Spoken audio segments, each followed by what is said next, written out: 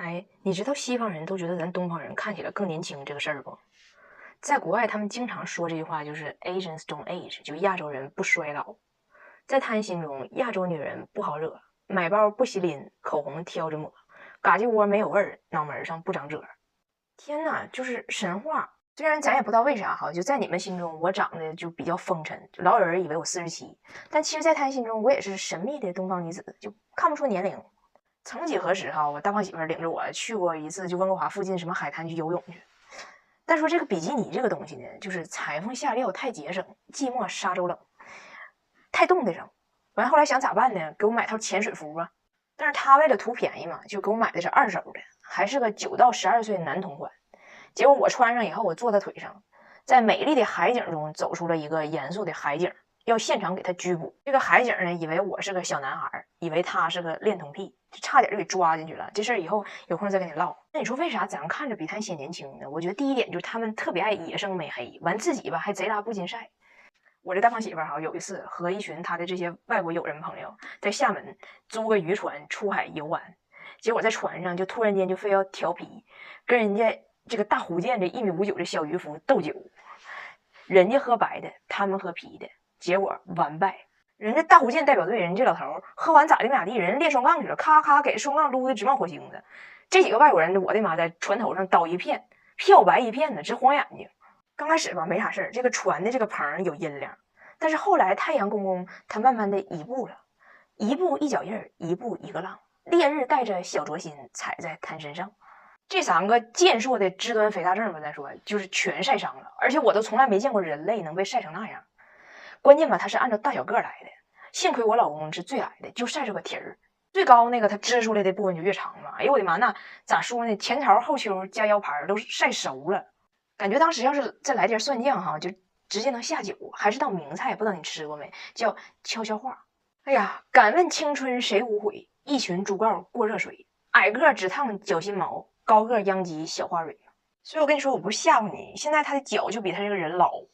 再总结别的原因呢，我不知道别人家啥样，就我对我大胖媳妇他们家的这个观察，我觉得还有个原因就太能吃糖。就他们饭后上的这个甜点，这个甜度怎么形容呢？前调是英雄虎胆，后调是红颜薄命。要问味道真如何，一口一个糖尿病。不过我倒是挺怀念，就以前我在伦敦的时候哈，就不用太保养，不用太注意，不用太考虑自己是不是显胖，自己是不是显老。这回来，哎呀妈呀，外貌焦虑。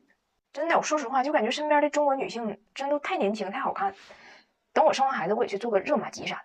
然后我现在也有压力了，需要护肤，需要美丽，所以今天我推荐一款羽西2021年新年艺术家限量版鎏金瓶。妈，你们不懂，我一直老期待就做这个首饰的这一刻了，感觉自己就进入了时尚圈的感觉。羽西这款鎏金瓶有高达9%的高浓度玻色因，还有稀缺虫草精华，能让胶原蛋白流失的没那么快。哎妈，多亮！说实话呢，就肯定有比这个玻色因浓度更高的抗老产品，那是有，比如黑绷带、修丽可紫米精华，但是价格呢，就他们肯定就是更酷炫了。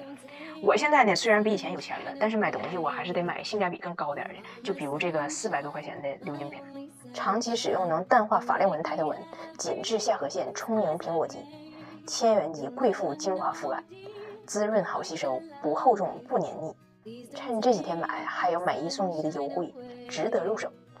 我今天跟你们唠一个科学未解之谜吧。就前一段时间，我想把这事写成段子比赛用来着，但是问题是，就没有人相信这事是真的。就是我小的时候吧，我的眼睛让一只狗给追对眼了。就但是那我也不明白是怎么回事，就一个大活人的眼睛是怎么因为一只狗的追逐，还是一只京巴，就给追对眼了。我不知道我的观众里边有没有医生啊？要是有，你也可以帮我分析一下病因。就我小的时候好像眼睛有那么一点弱视，就看东西不聚焦。用现在的话说呢，就是御姐范儿的。但那个时候我整体来讲看起来很正常，别人也看不出来问题。直到有一天，在我奶家院里有一只恶犬，没拴狗绳，看着我它就叫，然后我就害怕，拔腿就跑。我一跑它就追，它越追我越跑。突然之间，因为这狗的惊吓，我眼睛就对上。我一停下，狗也停下。我再回头，狗被我吓跑。他把我吓对眼了，他还不负责任。我一回头，他还吓跑，扎狗术。自从我被那狗追过，就再没有被人追过。自从我被那狗吓对眼，就再没有人跟我对过眼。KO。然后我就得看病，先去的沈阳，又去的北京。哎呀，我的天哪！最后是给我眼睛做了手术，把我眼球的位置给矫正了。完手术之后呢，3天我眼睛得蒙着，不让我睁。我本来就害怕，完我奶奶在旁边，就东北的奶奶们就吓唬孩子都绝活。你可不能睁眼睛啊！你一睁眼睛，眼珠呱掉地下了。他往前滚，咕噜咕噜咕噜咕噜咕噜；我往前追，咕噜咕噜咕噜咕噜。奶年龄大了，跑得慢，追不上。到时候来个胖子，啪嚓一脚踩稀碎。我有时候都想，就咱们东北这些姥姥奶奶们，要想吓唬孩子，这些虎狼之词都是从哪儿来的呢？都不用回家找，张嘴就来。只不过那天他塑造的这个恶霸形象是大胖子，一般时候都是老妖精、大马猴。后来我这个眼睛呢就慢慢恢复了，但是医生说我的眼睛是先天远视眼，要想治好就得给他累回来。然后我爸就买了一个小霸王游戏机，就每天以那我没办法，我得陪我女儿治眼睛为借口，天天打超级玛丽。关键是他说要陪我治眼睛，游戏机买回来之后就没让我碰过，自己打疯了。超级玛丽让他打通关了，我连那里边王八还没踩着一回呢。我说爸，你也得让我玩玩。我爸说你眼睛有病，手没病，你就看我打就行了。我得练手，我痛风，所以后来我的远视眼没被我爸练好，上学以后天天学习，被我小学老师给练好了。所以我的历程呢是本来对眼，后来加勒比海盗，再后来就是远视眼，再后来累回了正常，再后来学习了很多年以后呢，又累成了近视眼。然后有个好消息是啥呢？就是我大胖媳妇最近正在办回国工作的手续，她要是真办成了呢，她就要回来了。我的女儿也要回来了，她回来也要上学前班了。我本来以为在奥达这个年龄我还不用担心她的眼睛，但是现在数据显示，孩子们得近视眼的年龄已经越来越小了。小学1年级近视眼概率是12.9%，到6年级是59.6%。所以今天唠两句保护眼睛的事儿嘛，就人久坐不动就会全身酸痛。同样的道理，如果你长期在一成不变的光照下用你的眼睛，就会导致睫状肌紧绷，容易视疲劳。我在这就不用什么科学用语跟你们叭叭了，但是大家可以了解一下大力智能学习灯，它的好处就是把它的算法用在了护眼上，随时调整到让眼睛更舒适的亮度曲线，随着光的律动让睫状肌保持自然的舒张。律动光放松孩子的睫状肌，减缓视疲劳，别让孩子一开学就近视。正好今天翟欧达5岁生日，我先送他一个大力神灯，我还买了一堆东西等着他，希望他赶紧回到我身边。下次有空跟你们仔细唠这爷俩回国的最新进展。我问你个问题啊，就整个英国，你这英联邦，你最喜欢哪个地方？就 Which part of UK do you like the most? Scotland. 苏格兰，为什么？The nature is good, the food and the drinking. 说人话，为什么？因为苏格兰像东北。苏格兰像东北，苏格兰像东北，他说像不像？像吗？苏格兰真特别像东北，咱们搞一个苏格兰特辑啊！今天咱们就搞一个苏格兰特辑啊！苏格兰特辑，为啥呢？我对苏格兰的印象特别深刻。我第一次去苏格兰干啥去了呢？我去装爹去了。因为我从小的发小，我最好的朋友在格拉斯哥结婚。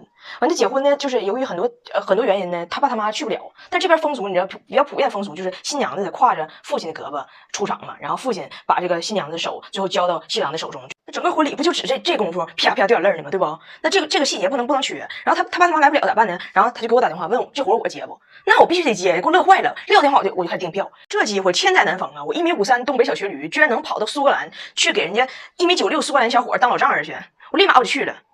然后我去苏格兰这一趟，我就彻底领悟了，就是苏格兰其实就是一个大西洋畔小辽北。就是他这个地方的民风和习俗哈，就被他这个吉祥物完美展现了。你看见过那个苏格兰牦牛没？刘海欲遮伤心事，彪悍之中有呆萌。我以前还吐槽说英国南部怎么感觉就是这个生活节奏比较慢，然后这个交通设施有点落后呢。那苏格兰那边呢，那更是一番景象啊！就是在英国南边呢，就是在伦敦这边呢，你要坐火车，到站台了之后，得那个工作人员在站台上给你手动开车门，踢了秃噜的给车门打开了。然后你那个坐地铁的时候呢，得是就是工作人员在站台上检查看那个门有没有被挤着的，如果没有被挤着的，举个小牌一举，然后前面司机看着小牌了，然后才摁那关车门的按钮，然后车走了。哎，那苏格兰更有意思，火车到站了，连工作人员都没有了，你得自己往外掏，把那个窗户薅回来，完手伸外边去掏去，然后摸着把手了，咔给这车门打开。你像我这个胳膊长短的，掏都掏不着。那个地铁站台上更有意思，也没有工作人员举小牌了，小牌都没有，就直接那个司机哈回头，哎有没有夹着的？夹着没？没夹着，然后转过来开车。